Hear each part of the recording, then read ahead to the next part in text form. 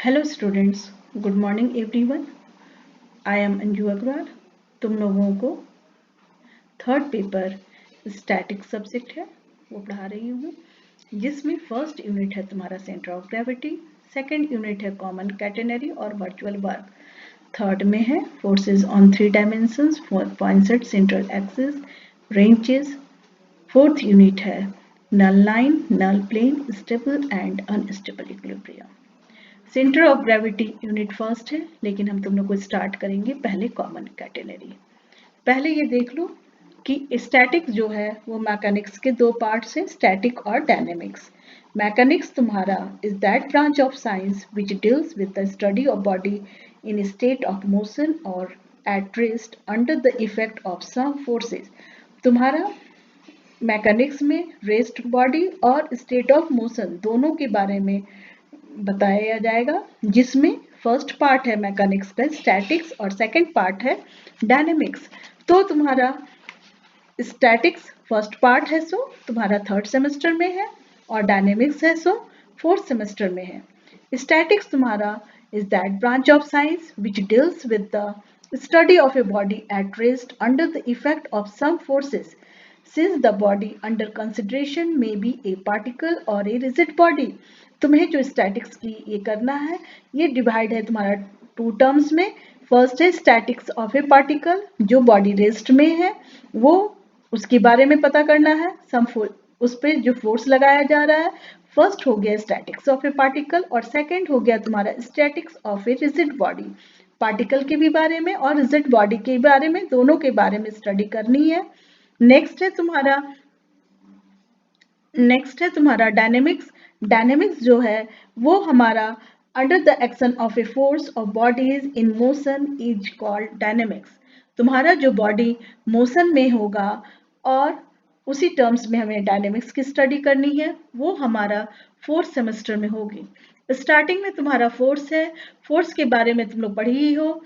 Statics की भी यहाँ पे डेफिनेशन यहाँ पे हमने लिख दिया है तुम लोगों को, और जो हमारा फोर्स के टर्म्स में, ऑन बॉडीज के टर्म्स में जो कहा जाएगा, दैट इज कॉल्ड डायनेमिक्स। अब यहाँ पे सबसे पहले रिजिड बॉडी समझ लो। रिजिड बॉडी क्या है? रिजिड बॉडी तुम्हारा is an assemble of particles rigidly connected together such that the distance between any two constituent particles does not change on account of effect of forces। आपका जो rigid body है वो बहुत ही small particle से एक दूसरे के साथ कनेक्टेड है, कोई भी एक्सटर्नल फोर्स लगाने पर भी वो उसका डिफॉर्मेशन नहीं होता है, that is called rigid body. तो इसमें तुम स्टैटिक्स में रिजिड बॉडी भी पढ़ोगी। अब हम तुम्हें स्टार्ट कर रहे हैं फर्स्ट, यानी कि first unit centre of gravity की जगह हम कॉमन कैटेनरी ले रहे हैं। कॉमन कैटेनरी के बारे में बता रहे हैं। कॉमन कैटेनरी का तुम्हारा डेफिनेशन है, कोई भी heavy in extensible strings hang करेगा between under the action of a gravity, जब उसमें ग्रेविटी लग रही है, सस्पेंड करेगा टू पॉइंट से not lying in the same vertical, दोनों एक लाइन में नहीं होगा, और जो कर्व का फॉर्मेशन होगा that is called catenary. Weight of the chain और string both are equal, chain लिखो या फिर स्ट्रिंग लिखो, per unit length is constant. Weight of chain और स्ट्रिंग जो भी है वो हमारा कांस्टेंट होगा, that is called common catenary और यूनिफॉर्म कैटेनरी। फर्स्ट तुम्हारा आर्टिकल है क्वेश्चन के फॉर्म में, a uniform heavy inextensible string hangs freely under the action of gravity to find the equation of the curve which it form। ये तुम्हारा कभी कभी question है सो डिफाइन के टर्म्स में भी आ जाता है। तो जो तुम्हारा हैवी एक्सटेंसिबल स्ट्रिंग है, Hanks freely under the action of gravity, अब ये कर्व का फॉर्मेशन कर रहा है। सेकंड टर्म्स है, चाहे ये क्वेश्चन हो गया या फिर to find the relation between S and psi, या फिर find the interesting equation that is a relation between S and psi of the curve in which a uniform strings hang under gravity। दोनों question तुम्हारा same है। अब यहाँ पे दो terms है, कोई भी तुम्हारा डेफिनेशन क्या है, when a heavy inextensible string लिया जा रहा है, यानी कि तुम्हारा दो टर्म्स है इनएक्सटेंसिबल स्ट्रिंग M और N 2 यहाँ पे टर्म्स है और ये suspended from two particles m and n।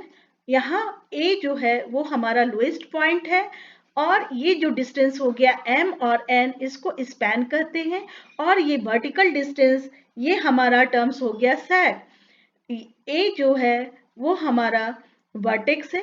At the vertex हमारा ये हॉरिजेंटल लाइन है टर्म्स, इस पर फोर्स T नॉट एक्ट हो रहा है।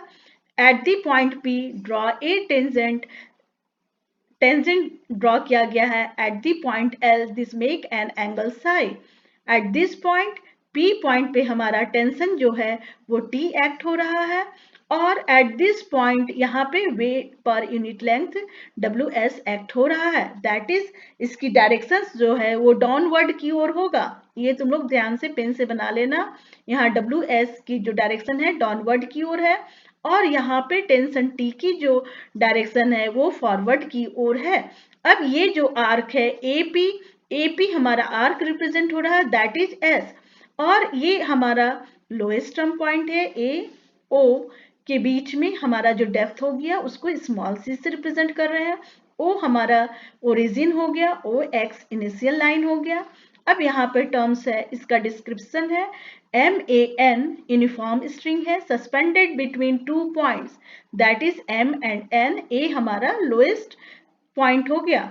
लेट ये P है, P की कोऑर्डिनेट क्या हो जाएगी, दैट इज X और Y होगी। Let P be any point of the string distant that means ये डिस्टेंस है S from A when measured along the length of the string। अब इस पे हमारा वेट पर यूनिट W जो है weight per unit length of the equilibrium. अब at the point P equilibrium में, अगर इक्विलिब्रियम पोजीशन में हमारा है P और equilibrium that is equilibrium position में अगर हमारा P है तो उस पर हमारा 3 फोर्सेस एक्ट हो रहे हैं।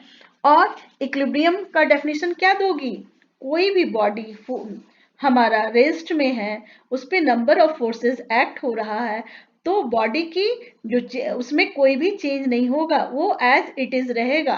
कोई भी हम एक्सटर्नल फोर्स लगाने पर भी बॉडी एज इट इज रहेगा, दैट इज कॉल्ड इक्विलिब्रियम। तो यहाँ पे है P पॉइंट जो है इक्विलिब्रियम पोजीशन पे है तो आर्क AP पर हमारा 3 फोर्स एक्ट हो रहा है। 3 फोर्स एक्ट हो रहा है, दैट इज ये फर्स्ट फोर्स हमारा क्या हो गया, T हो गया। सेकेंड फोर्स ये हमारा वर्टिकल हो गया, horizontal. Eight the point A vertex point पर हमारा फोर्स T नॉट एक्ट हो रहा है। और थर्ड फोर्स हमारा WS है, ये डाउनवर्ड की ओर लग रहा है और यहाँ पे मीट कर रहा है तीनों फोर्स पे, that is T not WS और T तीनों फोर्स मीट कर रहा है एट द पॉइंट H। तो 3 फोर्स हो गया, फर्स्ट हो गया तुम्हारा T, सेकेंड हो गया हॉरिजेंटल T नॉट, ये वर्टिकल हो गया और WS भी वर्टिकल हो गया। टेंशन यही टर्म्स है। Wait of the portion AP जो हो गया वो acting vertically downwards through the centre of the gravity of the arc AB। अब आर्क AP का centre of gravity that means जो मिडल में हो रहा है वहां से ये क्रॉस हो रहा है WS।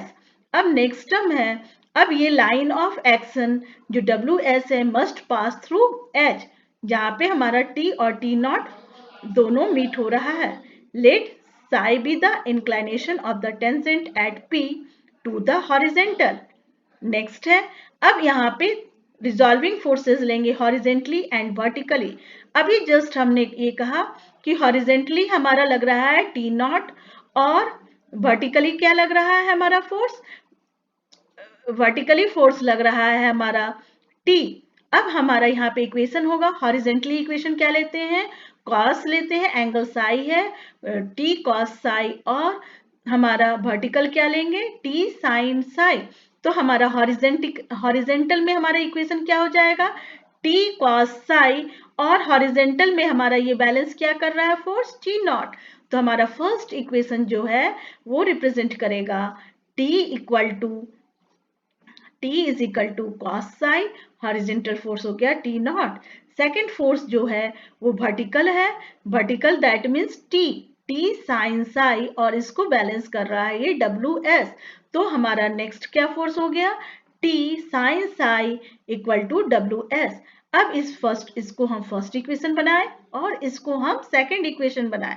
अब यहाँ पे let the tension at the lowest point, ये जो टी नॉट है हमारा lowest is equal to the length of A C. अब ये जो डेप्थ है तुम्हारा अभी जस्ट हम बताए, ये लोएस्ट पॉइंट और ओ ओरिजिन के बीच का जो लेंथ है दैट इज लोएस्ट पॉइंट से, उसको हम स्मॉल सी से रिप्रेजेंट कर रहे हैं।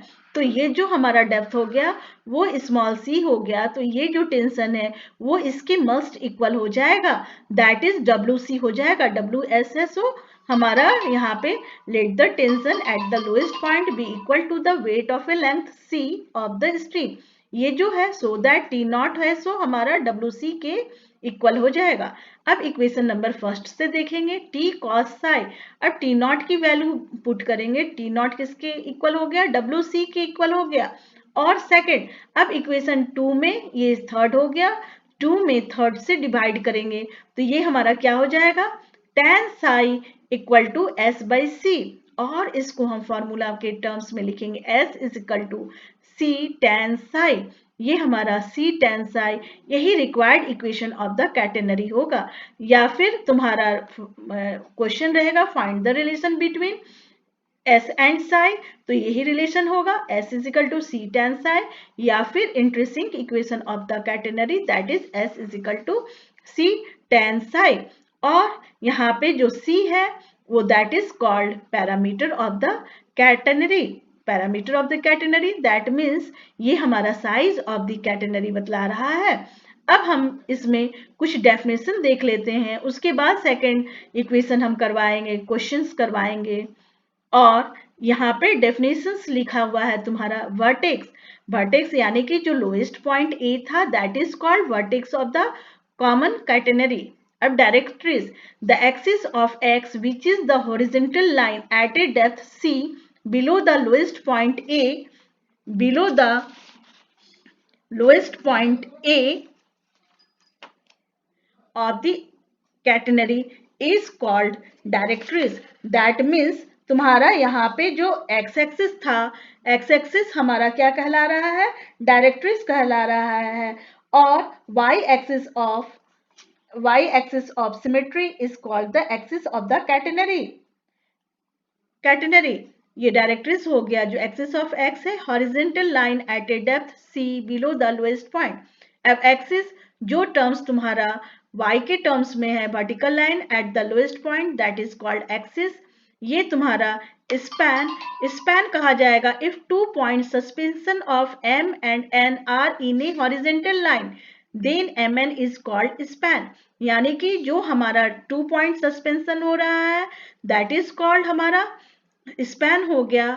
और सैग है, the distance between AD is called the sag where D is the mid point, where D is the mid D is the midpoint of MN. If the ordinate of N be Y, then sag AD is equal to OD minus OA, और OD represent हो रहा है Y minus C, where O is the origin, where O is the origin। अब इसको हम figure से फिर से तुम देख लो, यहाँ पे फिर कंफ्यूजन होगा सम डेफिनेशन। यहाँ पे जो टर्म्स है फर्स्ट है वर्टेक्स, ए हमारा स्टार्टिंग्स में भी बतला है, ए हमारा वर्टेक्स हो गया, lowest point that is called vertex. अब ये जो एक्सिस ऑफ एक्स, ये जो एक्सिस ऑफ एक्स हो गया हॉरिजॉन्टल लाइन, ये एट ए डेप्थ सी, ये हमारा कैटेनरी का डायरेक्ट्रिक्स कहलाएगा। एक्सिस, एक्सिस जो है द एक्सिस ऑफ वाई, ये तुम्हारा क्या टर्म्स है, ये वाई एक्सिस है और ये हॉरिजॉन्टल था एक्स एक्सिस, ये जो हमारा वर्टिकल एक्सिस है दैट इज कॉल्ड वाई, ये वर्टिकल लाइन है, y है eight the lowest point a of the catenary, ये यहाँ से यहाँ तक पॉइंट जो हो गया वो कहलाया एक्सिस।